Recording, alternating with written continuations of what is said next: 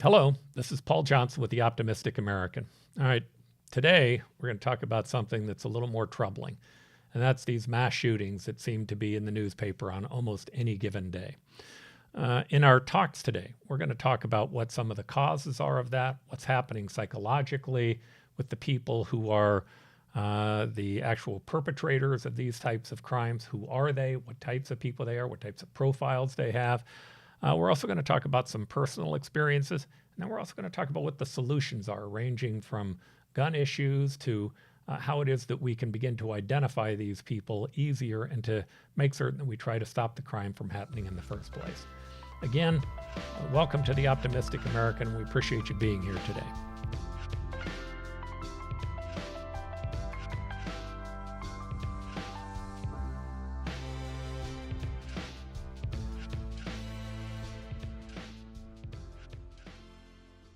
Dr. Bashah, thanks again for being here. We appreciate you being a part of our program.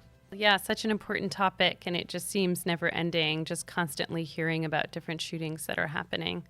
So today we're going to talk about mass shooters and what's been happening on our streets almost on a nightly basis.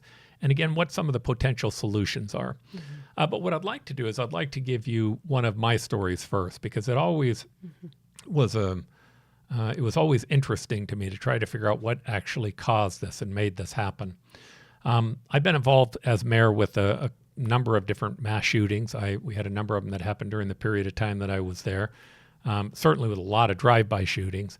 But the mass shootings were different, right? They were usually people who didn't know the people that they were going in and harming, and they usually had some type of an agenda.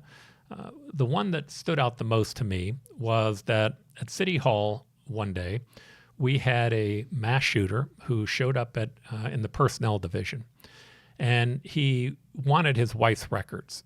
When the person at the front desk said they can't give out their records, he had on an overcoat, and underneath the coat he was just armed to the teeth. He pulled out a gun and he began to start shooting people. He shot the receptionist. He shot a number of people around the office. There was some people died, some people were wounded and injured, but everybody was affected from a trauma standpoint. People began to run out of the building. As they were running out of the building, I came into the building where personnel was. I saw them running out, so I went to go upstairs to figure out what was going on. Before I had done that, there were two police officers who had heard that there was a shooting going on. They got bad information. There was a shooting going on, but they heard that it was on the roof. So they took the elevator to the top floor. When they got there, the shooter they opened up the elevator, they walked out thinking they were going to go get onto a ladder to go to the roof, and they looked down the hall, they could see the glass windows, and behind the glass window was the shooter. The shooter turned to them, they turned to the shooter. The female police officer went to shoot. By the way, she was considered to be one of the best shots in the academy, I was told, but her Glock jammed. So she dropped down, and there was a other officer behind her. Remember, he was Hispanic. He was kind of short. He actually was the worst shot inside the academy. He ended up shooting and hit him twice, but the guy had a vest on. So the guy dove to the side. He'd now created a hole in the window, and this police officer ran down the hallway, jumped through the window, and as it turns out, he ended up putting a few shots into this guy's head while he was in mid-flight and stopped it. But it was just mayhem. I mean, I remember walking in with the smoke and we started putting these little, I forget what they call them, but they're sticks that are orange colored that we put into all the holes where the bullets were. And there were thousands of sticks everywhere. There was just so many shots that had taken place. I have a good idea of the effect of the people that were there because I spoke to many of them. I talked to them. I talked to their loved ones. It was a traumatic event. I could never figure out the shooter. I could just never figure out why someone would get to this point where, he's upset at his wife and he goes and just shoots up a whole bunch of other innocent people. And I was hoping, maybe we could talk about that a little bit today before we go to talking about what possible solutions might exist. Yeah, I mean, what a terrifying, terrorizing, horrific, traumatic experience for the community, for yourself, for the people who were working there, for the police officers, for the family members of those who had died, for the family members of those who had been there. You know, there's people don't realize it's not just those who were directly impacted. There's so many people who are indirectly impacted, and it can last for generations. It doesn't just stop there. And it permeates, right? And so even thinking about the shooter, maybe that there was some kind of childhood trauma or thing that was happening in his life that he was raging, and it probably just didn't turn on instantaneously. It was likely there, just simmering, ready to erupt, and it just took that next thing to push him over the edge. It is likely not a totally logical process. And it can be hard with forensics in trying to piece together the story. Well, what motivated the shooter to go in that day? What was it of all the days that he could have chosen, of all the things that could have happened to him? What was that triggering event? You may not ever know what that one thing was. It could have been something in his mind that he was creating and manifesting, some kind of delusion, a break from reality that was just perseverating. He was perseverating obsessively over time. I talked to children of family members who were hurt. And so it was always, it's hard for me to have any empathy for him. It just is. But I think that there's an importance to understanding him, because through understanding him, it maybe gives us the ability to think about how do we prevent this in the future. Of course. Now, you've had you've looked at a series of studies, and one of the studies I thought was fascinating was the one that looked at all 180 mass shootings from the 1960s. Maybe talk to me a little bit about that. Yes, there was a recent book that was published. It's called The Violence Project. And that was published in 2021. I just want to say the author is Gillian Peterson, who's an associate professor of criminology, and also James Stensley. He's a professor of criminal justice. They really wanted to look at what the data said. And one of the reasons for this was seeing that there's this epidemic, this mass shooter epidemic. What is going on? What is driving these people? And are there some commonalities and traits? What they found was that there tends to be this history of trauma. It could be sexual assault. There's violence in the home, foundation of domestic violence, parental suicides, or some kind of extreme or excessive bullying. So once you've got that foundation and you build upon that towards some kind of hopelessness or despair, isolation, self-loathing, oftentimes rejection from peers, now they're starting to build a hatred, and the self-hatred turns outward. And now they start to find an identifiable group or person that they're really blaming for all of their problems. And the risk is that it's almost seen, this was the most fascinating part of this study, that the commonality of all these mass shooters, which they ended up defining as a shooting that resulted with the death of 4 or more victims, was that they were suicidal. That the suicidality was what was increasing their risk of homicidality. That they wanted to die in the act. And they wanted to. Why is that important for us to know? I think because, well, first of all, it's a risk factor. And that these people somehow were linked to the schools if they were targeting school shootings. In some cases, synagogues. I know it was just more than schools, but yes. Yeah, and that these were people who were within these communities. They weren't necessarily outsiders. They were insiders. And so the importance of that, they had nothing left to live for. So they wanted to die, and they didn't care who they took out with them. And so sometimes I see this in the forensic work that I do, that there's the incentive is a death by cop incentive, that they want to die. And so I think it's important, especially if we want to look at prevention efforts, and the study does a really good job of identifying that. They looked at over 180 mass shooters, as you said, from 1966, and this was the biggest common factor. If we put the resources and the funding into mental health, community mental health, putting psychologists and mental health workers inside of communities, inside of schools, to educate, to help identify people who have these risk factors, we can look at more improved prevention efforts to reduce and limit the next mass shooter. The issue that they're bringing up with the research, which I think they did a really good job, is, they're arguing that all the campaigning and the lobbying to put more arms and more guards and more barriers in front of these different facilities, that isn't necessarily deterring these shooters. If the funding and the efforts went to prevention and community mental health and employing psychologists in schools, that's probably going to do a better job of pinpointing and deterring people. So let's come back to solutions, because I'd like to end with a variety of different solutions that are possible. I always believe that when you talk about these topics, it's also important to talk about not only solutions, but solutions that are data-based and that work from a data standpoint. But before we do that, I want to recap what you've just said to me. So the study that looked at over 180 people had lots of data in it about lots of issues. As an example, we know almost all of them were young white males, with the exception of, I believe, 4 that were female. Correct.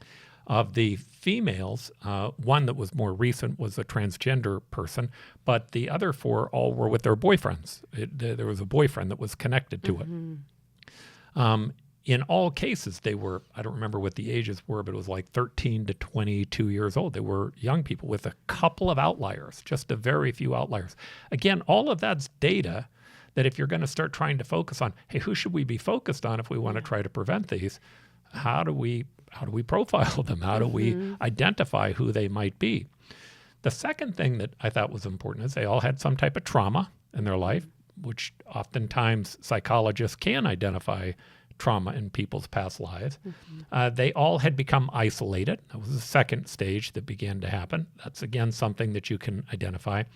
But then they began to become suicidal. Now, after they were suicidal, they externalized that. They began to look for, hey, what is going on in my life that's really to blame by someone else, to blame by the people in the synagogue or the other kids in school or whatever it is that they're trying to blame. And that last stage is when they become violent. And at that last stage, you're almost too late, right? You need to identify them much earlier in the process. Do I understand at least the issues that they identified, and in terms of how it is that we can use that data, to begin to identify people inside of mostly our public schools? Because again, one of the things the data showed us is that most of the people came from within the organization. That wasn't true with the synagogue shootings, but that was true with the school shootings. Yeah. And one other point I forgot to mention was, when it got to that point and they were externalizing that self-hatred, was that there was this quest for notoriety and fame. And I think that really helps to separate people who may be suicidal and maybe attempt death by cop, but not necessarily homicidal, to those who go to that more mass shooter realm. They may spend a lot of time online researching, investigating, obsessively looking at other mass shooters, looking at their notoriety. Then they desire that for themselves. They want to leave a legacy for themselves. Yeah, there's usually one of the things they found is that there were groupings. One shooting would happen and 4 or 5 would follow behind it. It does. That were very, very similar. The copycat. Yeah. That concept.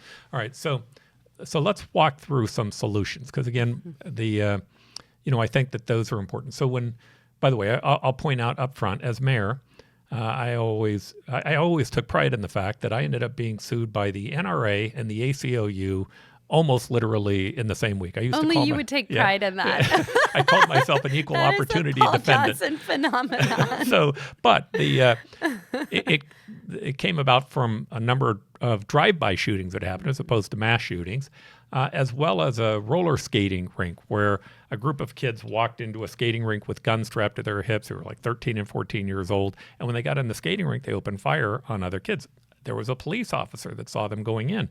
And of course, I was stunned that the police officer didn't stop them. Well, the law said that you had the right to have a gun as long as your gun was exposed. The city couldn't stop you, and there was no age.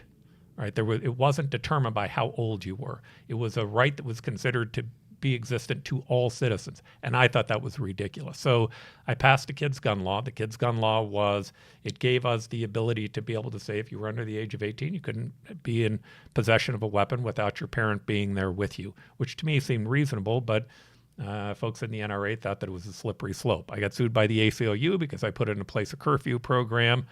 And then later I got sued for them because I put in place a school uniform program.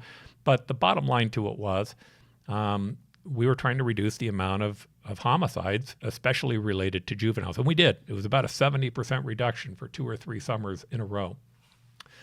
I believe you cannot fix these problems if you say, we need to know what the less answer is, or we need to know what the right's answer is. And by the way, in all of those, while I had some strong beliefs, I might have been a little more extreme on any of those measures, but I had to deal with the council. The council didn't agree with me. So I had to find common ground. That's just the way it works. You may not like it, but the way our society works is that we have people on all sides who have a right to an opinion, and we have to figure out a way to work with them. So to me, the best place to start is with the data. Now, I know that there's a lot of talk about banning AR-15s, and I am definitely not a defender of AR-15s. But I do think that if we're successful at that, we're probably not going to get the results that we want, meaning they'll just shift to a Glock. And people say, well, yeah, but it's a semi-automatic weapon. Well, you get a Glock to be not only semi-automatic, you can get it to be an automatic. And you say, well, there's not as many bullets. You can buy extender clips, right? If you take away one gun, if you went back to those 180 shootings and you took away the assault weapons from, I think it was 25%. By the way, today, assault weapons, I think the number is that 1 in 20 people in the United States have an assault weapon and 1 in 4 sales are assault weapons, right? There are a lot of guns being sold. The issue is that if you take away one gun, I'm doubtful that that would have stopped any of those shootings. It just would have happened with a different gun. Now, maybe less kids would have been hit, and that could be valuable. But even that, I'm not completely convinced of. There are gun issues that we know that work. Right, here's one: self-container laws. Right, when there's an interesting little period of time where Bill Clinton banned assault weapons for about 10 years, and curiously, shootings by assault weapons went down. Now, here's why that's curious: they stopped the sale of them. They didn't stop people from owning them. All the assault weapons that had been out there before were still out in the public. It's just that there were less shootings by them. There are some people who believe, and I think that this makes sense, it was because people hid the guns because they were afraid government was going to come and take them. And when they hid the guns, guess who didn't get them? The kids. The kids, right? Self-container laws, which, by the way, are supported by hunters. I think even the NRA is a supporter of self-containment laws or self-container laws. The left, I think that's one we can get agreement on. But finding a way to make that effective, by the way, all of these things, finding a way to make them effective is what matters. The second one is red flag laws, identifying people who we know who mentally shouldn't be in possession of a weapon. And one of the ways that they do that generally is by looking at things like were they involved in a domestic violence dispute. That's an easy one because we know having a gun in that could be highly problematic for someone. The last one that I'm encouraged by looking at the data is the idea that we should have that we should take and allow people to do restraining orders that are issued to issues on the no-buy list to people who they think are an endangerment. Now, you can't do it without going to a judge, and the judge might not issue it to you, just like any restraining order. But if I knew that my son was getting wrapped up into a crazy ideology and I begin to become worried about him, I might try to go to a judge and say, I don't want him to buy a gun. And the idea that you stop him from doing that for 6 months or a year, and that's basically what a restraining order does. They're never forever, right? Maybe it gives some time for him to be able to work his way through the problem. Those things work. I also think what works is looking at the data in terms of who were the shooters. You know, we always had a school resource officer, police officer on campuses. I can tell you what's been cut: counselors, people who are helping the kids. But those school resource officers, now people are starting to say, well, maybe we need 2 or 3.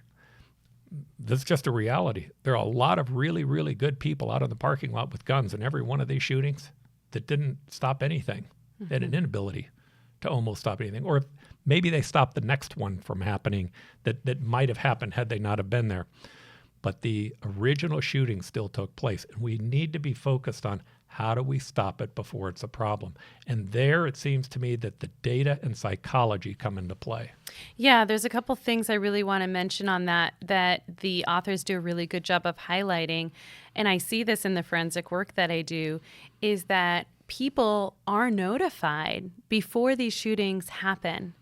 And so it's so important to arm family members, parents, peers, teachers, neighbors, community members, coaches, other people who are close to these shooters, because they leave information. They may say things like that they want to kill. They may state what their plans are, how they're going to kill, when they're going to kill.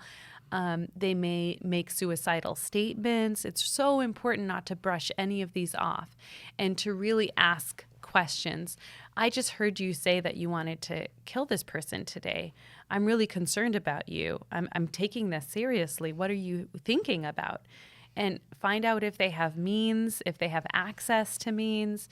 The more information that you can ascertain, the better. And contact law enforcement and right away let them know what this person has stated. Let mental health services know. You can call the crisis line in your city and your state and inform them of the information. The more information you have, the better. Look at intent, means, access, whether or not they've tried anything before in the past, what might be some of their vulnerability factors or heightened risk factors that are driving them. Can psychologists actually, do they have good evaluation tests that they can utilize that actually determine whether or not someone's suicidal?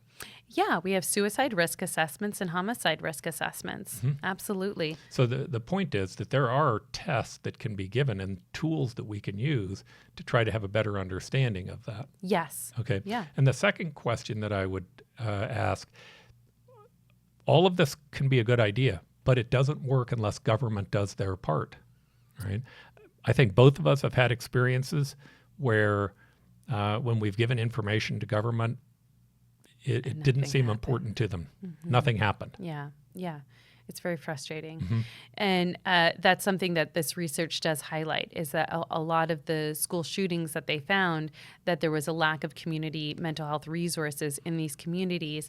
And oftentimes the parents of the children who were the shooters, those families weren't proactive about attending mental health appointments. And so, when you're pointing fingers, who do we point the fingers at? It's like, well, it's collectively. If it can't be the parents because they're not rising up to those responsibilities, then we need to have some other safeguards. Mm-hmm. And who are those? Whoever is in contact with the child, that's who's responsible. We are all responsible in this. And I agree with this research. They're saying, really consider, rather than putting a lot of the funding into arming, putting armed guards and making that difficult, although I think that's going to be inevitable, really consider the mental health resources that are being placed in the communities. And suicide prevention is at the top. Okay. All right. I'm sure we'll spend more time on this topic in the future. Again, Dr. Bashah, thanks for being a part of this program. Thank you. Thanks. Thank you for sharing your story. Again, We enjoyed having you here today at the Optimistic American, sharing some ideas with you, and what I think is hope in terms of the ability to solve a really complex problem. Thanks for joining the Optimistic American show. To help us grow by subscribing to our channel. If you enjoyed the episode, please leave a like and a comment. There is so much more that we have planned, and we can't wait for you to embark upon this journey with us.